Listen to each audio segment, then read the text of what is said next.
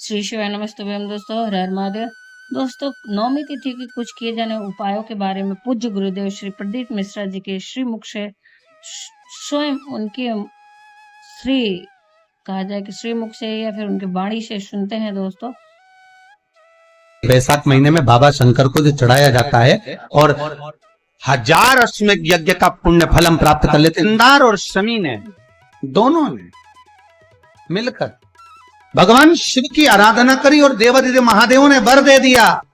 सुनो शमी और सुनो मंदार, यदि कोई भूल से भी आपकी पत्ती, आपका पुष्प मुझे समर्पित कर देगा, सुनो मंदार, सुनो शमी, अगर कोई भूल से भी आपकी पत्ती, आपका पुष्प मुझे समर्पित कर देगा, उसे 1000 अश्वमेध यज्ञ के स्नान का जो पुण्य होता है क्षण में प्राप्त हो जाएगा।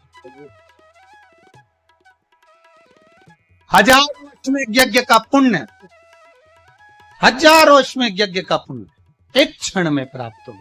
ये मंदार, ये शमी, 1000 अश्वमेध यज्ञ का पुण्य एक साथ। शमी की पत्ती देखिए आप लोगों ने, जम के तो बोले जरा, देखिए मंदार पुष्प भी देखा हुआ है। अब शमी की जो पत्ती होती है, उस शमी की पत्ती को भगवान देवादिदेव महादेव पर चढ़ाने का, शमी की पत्ती जो होती है उस शमी की पत्ती को चढ़ाने का एक नियम भी होता है। थोड़ा सावधानी से सुनना इस नियम को, जो आपके जीवन को सार्थक बना सकता है। शमी की पत्ती को चढ़ाने का एक नियम है, बड़ा सुंदर नियम, आपके जीवन में उतारने लगा। महाराज, जब सारा श्रृंगार मेरे देवादिदेव महादेव का हो जाए, बहुत ध्यान से सुनना, ये प्रसंग आया नहीं पहले, आज अगर कुबेरेश्वर बाबा की पावन धरा पर यह प्रसंग निकला है तो उसको ध्यान से सुनिए। पत्ती, शमी की जो पत्ती होती है, उस शमी की पत्ती को कब, कैसे और कहां चढ़ाना चाहिए, और शमी की पत्ती का फल क्या होता है, वो भी अभी हम समझ लें। उसको शमी की पत्ती, संपूर्ण स्नान भगवान का हो जाए, संपूर्ण स्नान आप समझें उसको। जैसे ये शिवलिंग है, जलाधारी, जल निकल कर जाने का स्थान, गणेश, कार्तिकेय, अशोक सुंदरी, जलाधारी मतलब माता पार्वती जी का हस्त कमल, शिवलिंग शिव का स्वरूप, ऊपर जो जलाधारी लगी है उसमें से एक एक बूंद जो पानी नीचे गिर रहा है, जो पानी नीचे गिर रहा है, शिव जी की बेटियां जया, विषहरा, शामली बारी, दौतली, देव, शिव जी की पुत्री बेटी। जब देवादिदेव महादेव को शमी का पत्ता चढ़ाया जाता है, कब चढ़ाते हैं, जब आपने संपूर्ण जलाधारी को हाथ से साफ कर दिया हो, शिवलिंग पर जल चढ़ा दिया हो, शिवलिंग का पूरा श्रृंगार आपने कर दिया हो, संपूर्ण श्रृंगार मेरे देवादिदेव महादेव का हो गया, संपूर्ण श्रृंगार। बाबा को चंदन का लेपन, अबीर, गुलाल, अक्षत, बेलपत्र, धतूरा, जो भी तुम्हें चढ़ाना है सब कुछ तुमने चढ़ा दिया, सारा श्रृंगार मेरे देवादिदेव महादेव का हो गया।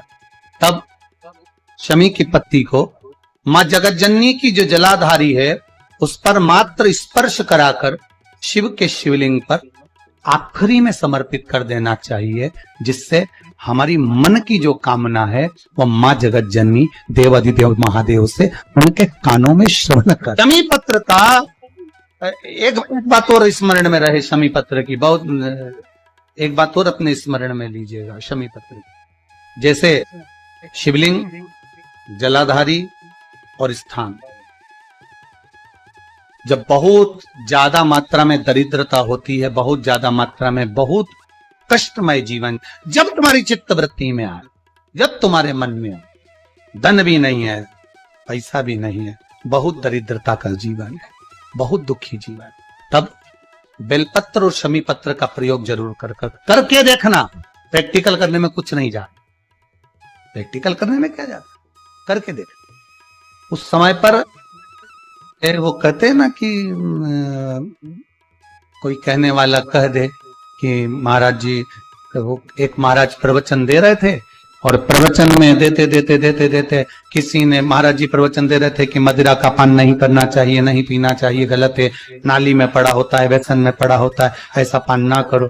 तो महाराज का पेचेन वाला खड़ा हो गया, उसने खड़े होकर कह दिया, ओ महाराज तुम इतनी बड़ी बड़ी बात, तुम्हारा सगा भाई तो पी के नाली में पड़ा, गटर में पड़ा।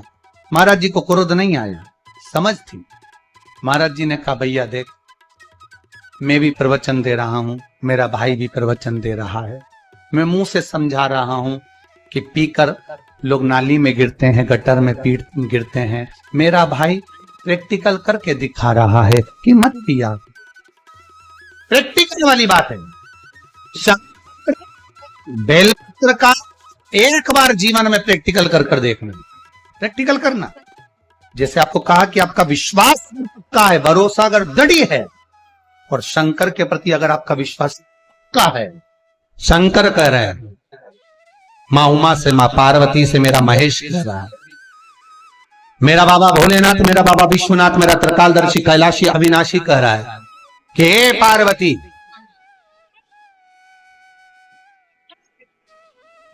एक बीला, एक बेल जो मुझे समर्पित करता है, और समर्पित करने के बाद उस बेल की महत्वता देखिए, जो बैसाख महीने में बाबा शंकर को जो चढ़ाया जाता है, और 1000 अश्वमेध यज्ञ का पुण्य फल हम प्राप्त कर लेते, मात्र फल चढ़ाकर, मात्र फल चढ़ाकर।